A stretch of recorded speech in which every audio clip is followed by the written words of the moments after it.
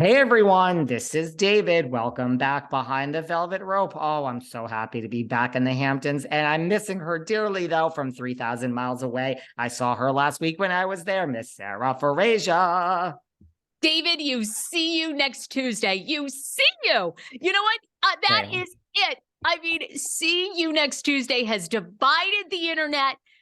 I have gotten so many hate complaints. I've gotten so many actually, I've gotten a lot of positive ones too. I shouldn't say that. I've only gotten a few hate ones. But I was having a fabulous Father's Day weekend with my husband, Schman, and our son, KJ. And I am getting DMs about, are you going to address the C word the next time you podcast with David Yantif? And then I went out to brunch with some friends and my brother-in-law. They listened to the episode. They thought it was great. It's very divided. That episode about you with Melissa Gorga is Listen, like, isn't it funny to you? Do you ever, I don't, does this happen to you? talk to me. I've been broadcasting for years. I've been canceled. I've been uncanceled and tried to cancel again, whatever. And I've gone viral, all this stuff. And you never know lots of times what will go viral.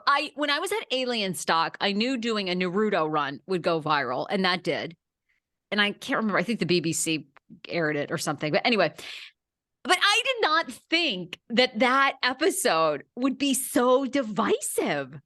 I didn't think that people cared that much about the C word, I guess. Well, you know what it is? First of all, I mean, just a couple of things. Just like kind of when, oh God, should I make a political reference like I just made before we went on air?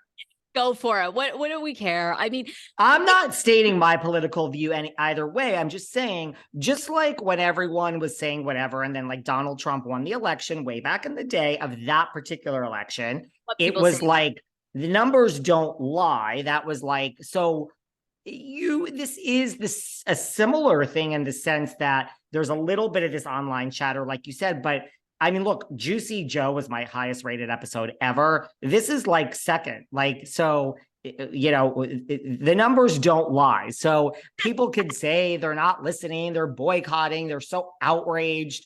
I mean, the Twitter followers are up. The downloads, I've gained so many new listeners. The downloads are through the roof. So just, it's all fake news because the actual numbers here are, and I'm not talking about Insta, but everything. The Instagram followers are up, YouTube followers are up, the downloads, which is what I care about the most. And I double, triple, quadruple down on it. I don't regret anything. And if she pisses me off again, I'm going to sit here and I'm going to use the word again, and I'm going to explain why she is such a thing. And I will use the actual word again. And I will use the word again every episode if someone pisses me off. I don't care about nasty comments or anything. When you come for my business, and she came for my interview with Juicy. So I just, if there is, and thank you for bringing it up, Sarah, and getting me all riled up again. But if there's anyone that thinks, I'm a little meek, scared church mouse in the corner. No, I actually tripled down on the whole thing, and it's been great for business. And I stand by everything that I said about the woman. Oh my God. Just if anyone cares. I get, honest to God, I don't even remember. We do so many podcasts. I don't remember you saying the C word, and I don't remember it being like such a big moment. I'm the wrong person to ask. I really do not get offended. I don't. There aren't many things that offend me. I just don't. I don't find the C word.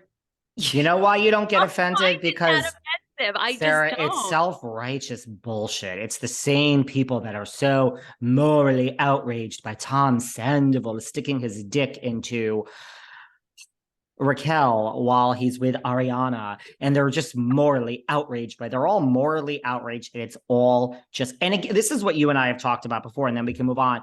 This internet, which you and I have talked about this off air, it's not the real world. This is like a subset of the actual numbers.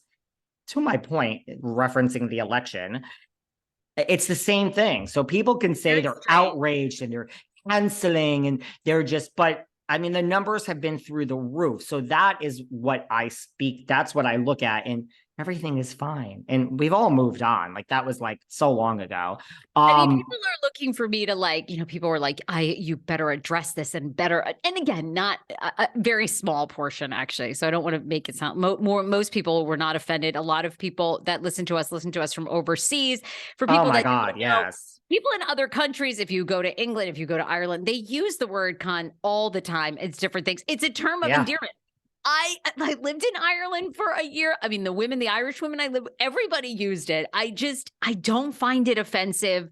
And then someone said to me, well, you live here in America and here it is. And okay, our audience is not America. Our audience, we have a ton. Let me tell you, a ton of listeners in Ireland, a ton in the UK, tons in Australia. So it really, to where we live, I mean, what does that have to do with anything? No, I get it. And by the way, just as many, not the same amount of people, just a few. A lot of people flipped into my DMs and said, when you sat here and announced that, someone knocking on my door, when you sat here and announced that you canceled Pride or you were over, or you think that we were over gay. I had a few that were like, how I am a non-self-respecting gay man. How can you sit there with a cis white woman co-host and let her say that she cancels Pride? I don't care. Yeah, that's how I feel. I don't care. I don't care. I share my opinion. I love to hear other people's opinions.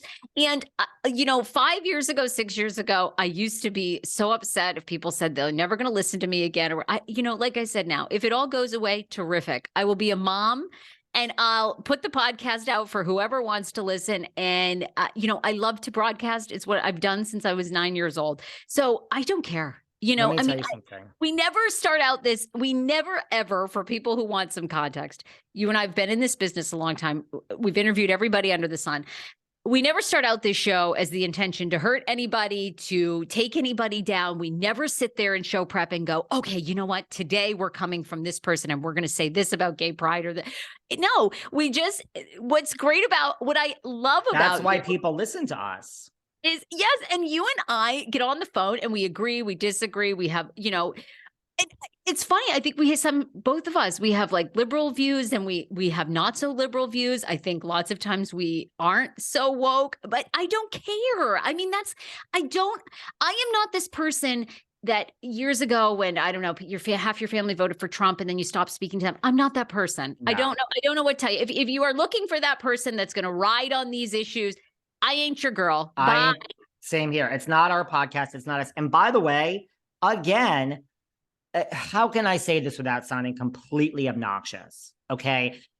Sarah's like, it's because I really, this is said very humbly, but all I'm saying is when we sit here and talk about Teresa and we sit here, I mean, Teresa knows who I am, but okay, we talk about whoever, we are talking about celebrities, people that are in the public eye, people that are making more money than us,